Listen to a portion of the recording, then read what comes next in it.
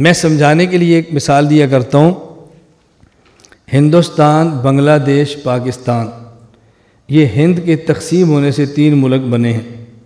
ہندوستان تقسیم ہوا تو بنگلہ دیش، پاکستان، انڈیا بنا۔ جب یہ تقسیم ہو رہا تھا اس وقت حضرت مدنی، حضرت بخاری، مولانا ابوالکلام آزاد، یہ ان اکابر میں سے تھے جو کہتے تھے پاکستان کو تقسیم نہیں ہونا چاہیے۔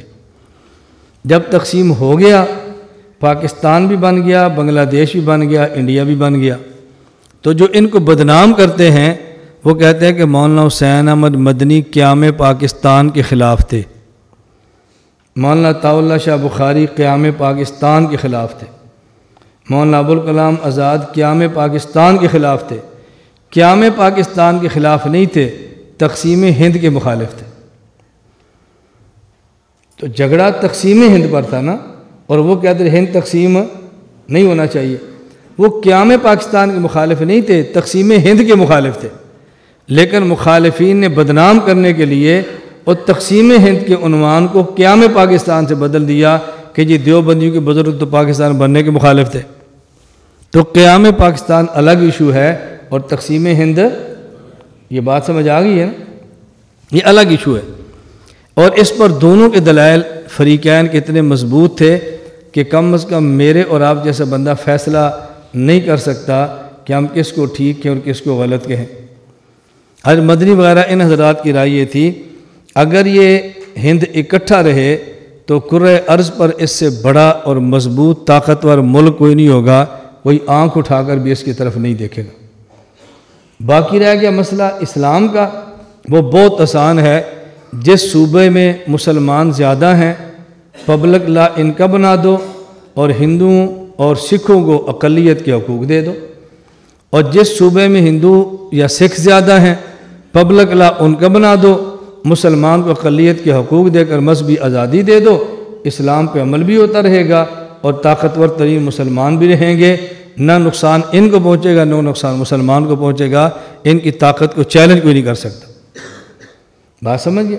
اور جب ہم نے ہندوستان کو تقسیم کر دیا تو ہند 3 ملکوں میں بٹ جائے گا اور ہمارا مخالف ایک ایک ملک کو توڑتا اور کھاتا رہے گا اور ہماری طاقت تقسیم ہو جائے گی، اور یہ 3 ملک کسی اور کے خلاف لڑنے کی بجائے ہمیشہ آپس میں لڑتے رہیں گے تو مسلمانوں کی طاقت توانائی تباہ ہو جائے گی۔ یہ دلیل بالکل ٹھیک ہے۔ حضرت تھانوی رحمہ اللہ فرماتے تھے نہیں، ہندوستان کو تقسیم کرو، بنگلہ دیش بھی ہے، یہ نام تو پاکستان بعد میں تجویز ہوا نا، تقسیم کرو، ایک الگ مسلمانوں کا ملک ہوگا، ہندوستان میں رہنے والے مسلمان وہاں چلے جائیں گے، مسلمانوں کی اپنی طاقت ہوگی، 100% اسلام نافذ ہوگا، اپنے اسلامی ملک میں رہ کر کے پیش قدمی کر کے مسلمانوں کا مزید دوسرے علاقوں میں دفاع کرنا چاہیں تو تب بھی کر سکیں گے، لیکن یہ تب ہوگا کہ جب مسلمانوں کا الگ ملک ہوگا۔ حضرت مدنی فرماتے تھے الگ ہوگا تو اتنا چھوٹا ہوگا، آئندہ دور میں آنے والی کوئی بھی بڑی طاقت اس کو ہڑپ کر جائے گی، یہ چھوٹے کے لیے اپنا وجود بنانا مشکل ہوگا، یہ کسی دوسرے مسلمان کے حق میں جا کر لڑیں گے کیسے؟ یہ دلیل بھی ٹھیک ہے۔ اب آپ کس کو غلط کو یا کس کو ٹھیک ہو، لیکن جب پاکستان بن گیا پھر حضرت مدنی، حضرت بخاری، حضرت مولانا ابوالکلام آزاد یہ سارے اس بات پر متفق تھے کہ اس جگہ پر اختلاف ہو سکتا ہے کہ ایک مسجد موجود ہے اور ساتھ قریب جگہ پر اور مسجد بنے یا نہ بنے، کیونکہ ایک مسجد نمازیوں کے تقاضے پورے کر رہی ہے لہذا قریب دوسری مسجد کی ضرورت نہیں، لیکن جب دوسری مسجد بن جائے خواہ اس کی حاجت نہ ہو، پھر جس طرح پہلی مسجد کو بچانا فرض ہے دوسری مسجد کو بچانا اور آباد رکھنا بھی فرض ہے۔ اب پاکستان بن گیا، اس کا دفاع ایمان سمجھ کر کریں گے، یہی وجہ امیر شریعت عطاء اللہ شاہ بخاری پاکستان آگے، حضرت مدنی وہاں پر آگے۔ بھئی اگر سب پاکستان چلے جائیں گے تو ہندوستان میں رہنے والے مسلمان کا کیا بنے گا، اور سارے یہاں ٹھہر جائیں گے تو جو پاکستان چلا گیا اس کی رہنمائی کون کرے گا؟ تو حضرت بخاری پاکستان آگے ان کی رہنمائی کے لیے، حضرت مدنی وہاں ٹھہر گئے ہندوستان کے مسلمانوں کو بچانے کے لیے۔ اب دیکھو اس طرح حفاظت کی، اور آج بالکل ہم پاکستان کا تحفظ ایک مسجد اور مدرسے کی طرح کرتے ہیں۔ ہم کہتے ہیں جس طرح مدرسے اور مسجد خانقاہ اور تبلیغی مرکز کی حفاظت ضروری ہے، اسی طرح پاکستان کی حفاظت بھی ضروری ہے۔ اس کی حفاظت کے لیے جان جاتی ہے جائے، مال لگتا ہے لگائے، ہمیں قربانی جتنی بھی دینی پڑی ہم دیں گے، لیکن پاکستان کے تقدس عزت پر کبھی بھی آنچ بولو کبھی بھی آنچ نہیں آنے دیں گے۔ پاکستان بنایا ہمارے اکابر نے ہے، بچانا ہم نے ہے، اور یہ پاکستان کا جو پرچم ہے لہرایا ہمارے اکابر نے ہے، اب اس کو ہم لہراتے رہیں گے۔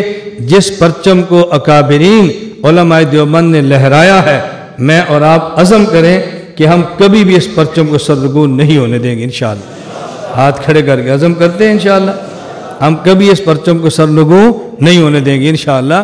یہ ہمت سے کام لو۔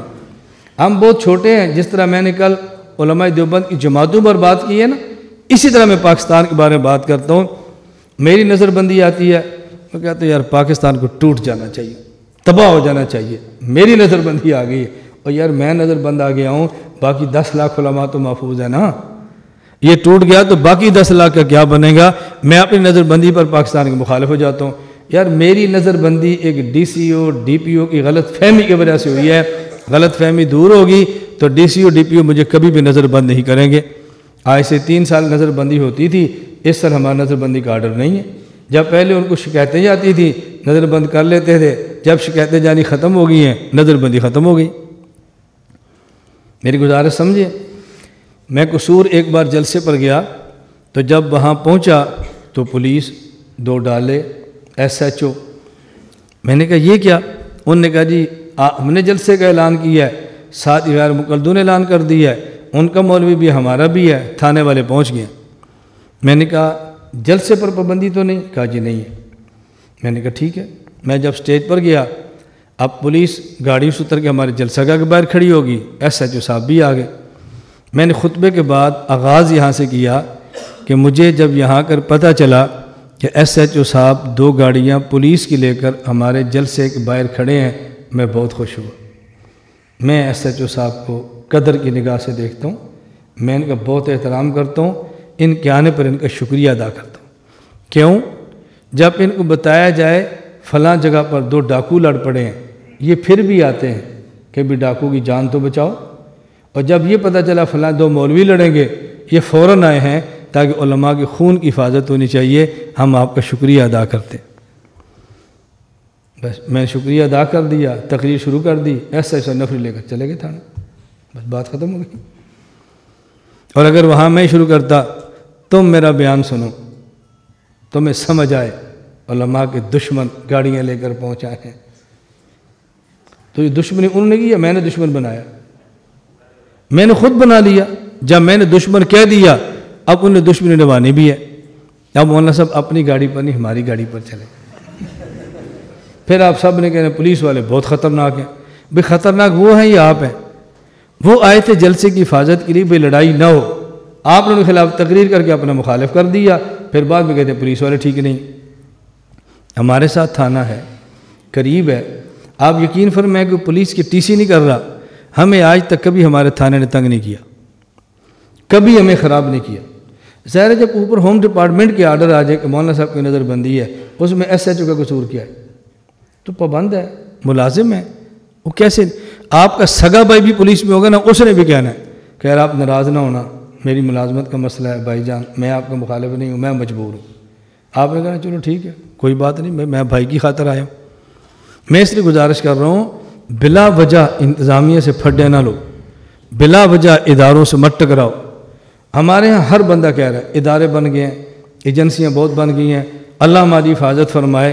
میں نے کہا بالکل اللہ ہماری حفاظت فرمائے، اور ساتھ ان اداروں کی بھی حفاظت فرمائے جو بن گئے ہیں۔ یہ ادارے آپ کے خلاف نہیں بنے، یہ ادارے ملک دشمن کے خلاف بنے ہیں۔ میں یہ بات گارنٹی کے ساتھ کہتا ہوں، تم پاکستان کے 2 علماء کا نام لے لو جن کو بلا وجہ گرفتار کرتے ہوں، میں بیان آپ کے حق میں شروع کر دوں گا۔ گرفتاریاں کہاں سے ہوتی ہیں آپ کو نہیں اندازہ۔ یہ میرا موبائل ہے، اس پر 4 فون آتے ہیں، مسئلہ پوچھتے ہیں، میں مسئلہ بتا دیتا ہوں۔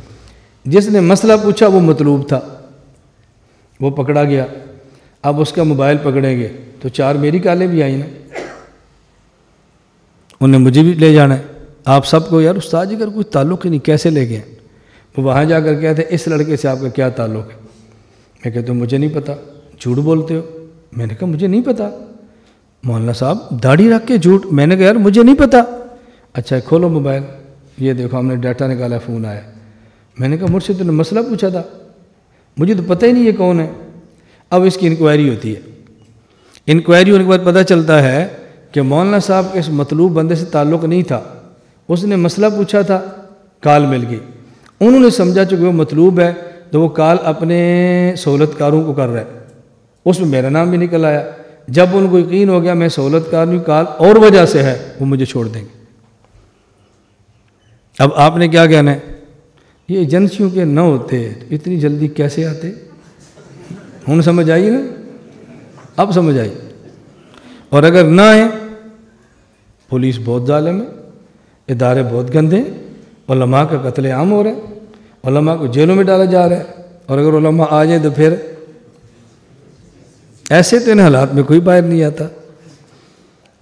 اگر آگے ان کو اچھا کسی نے نہیں کہنا، ہمیں گندا سب نے کہنا۔ اگر نہ آئے تو ان کو اچھا کسی نے نہیں کہنا، سب نے گندا کہنا ہے۔ تو کوئی ایک چیز طے کر لو نا کہ کیا کریں، آنا چاہیے کہ نہیں آنا چاہیے، یہ فیصلہ کر لو۔ آپ یقین فرماؤ، میں اللہ کی قسم اٹھا کر یہ بات آپ کو سمجھا رہا ہوں، میں اداروں اور ایجنسیوں کے تحفظ نہیں کر رہا، میں حقیقی صورتحال بتا رہا ہوں کہ گرفتاریاں کیوں ہوتی ہیں، یہ چھاپے کیوں پڑتے ہیں، بندے کیوں گرفتار کیے جاتے ہیں۔ ہماری بلا وجہ سے ایک مخالفت شروع ہو جاتی ہے۔ یہاں سرگودا میں نظر بند ہوا، احتجاج ہوا، 2 دن بعد نظر بندی ختم ہوگی، میں بری ہو کے باہر آ گیا۔ اب میرا جلوس نکلا استقبال کا، ایک بلاک میں جلسہ تھا، میں کرسی پر بیان کے لیے بیٹھا، نعرہ لگ رہا ہے ڈی سی او کتا ہائے ہائے، ڈی سی او کتا ہائے، اور میں نے کہا بیٹھ جا بیٹھ جا بیٹھ جا۔ اب یہ جو نعرہ کیوں لگ رہا تھا، یہ میرا خیر خواہ نہیں تھا، یہ میرا خیر خواہ نہیں ہے، اس کا مقصد کہ نظر بندی ٹوٹی ہے نا، اب جب ڈی سی او کتا کے نعرے لگیں گے تو یہ ویڈیو کس کے پاس جانی ہے؟ اٹھا لو مولانا صاحب۔ اب میرے خلاف ان کے پاس ایک ایسا ریکارڈ موجود ہے جو مجھے عدالت میں بھی سزا دلوا سکتا ہے۔ کس نے ریٹ کو چیلنج کیا، ڈی سی او خلاف نعرے لگاتا ہے، یہ نعرے لگانے والا مجھے چھڑا رہا ہے یا واپس بھیج رہا ہے؟ میں نے کہا نعرہ مت لگاؤ۔ ڈی سی او صاحب کو پتہ چلا کہ میری وجہ سے انتشار ہوگا، مجھے گرفتار کیا، 2 ماہ نظر بندی کے آرڈر ہے۔ جب ان کے پاس بندے گئے اور قائل کیا اس وجہ سے انتشار نہیں ہوتا، پر امن عالم ہے، مجھے رہا کر دیا۔ نعرے لگاؤ قادیانی کے کتا ہونے کے، مرزائی کے خنزور ہونے کے، جس کے خلاف جلسے تھے میں گرفتار ہوا، اس کو مت کہو یہ ہمارا بندہ ہے، غلط فہمی دور ہو جائے۔ مجھے دوبارہ گرفتار نہیں کیا، اور اگر میں اس کو شاباش ذرا کھچ کے مار، ذرا اچا مار، ذرا اٹھ کے مار، تو پھر گرفتار ہونا چاہیے تھا کہ نہیں؟ بولو، ہونا چاہیے تھا نا۔ اب قصور ڈی سی او صاحب کا ہی ہمارے کارکن کا ہے نا، گالی پھر اس کو نکالے گی، دیکھو پھر اٹھا لیا، بھائی کیوں اٹھایا ذرا اس پر بھی تو غور کر لو۔ میں صرف اتنی گزارش کر رہا ہوں، ادارے اپنا کام کریں، ہم اپنا کام کریں، ہمارے جسم کی حفاظت وہ کریں، ان کے ایمان کی حفاظت ہم کریں۔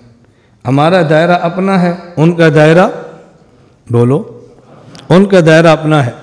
ہمارا ایک نظریاتی تشخص ہے، ایک جغرافیائی تشخص ہے۔ جغرافیائی تشخص پاکستانی ہے، نظریاتی تحفظ ہم مسلمان ہیں۔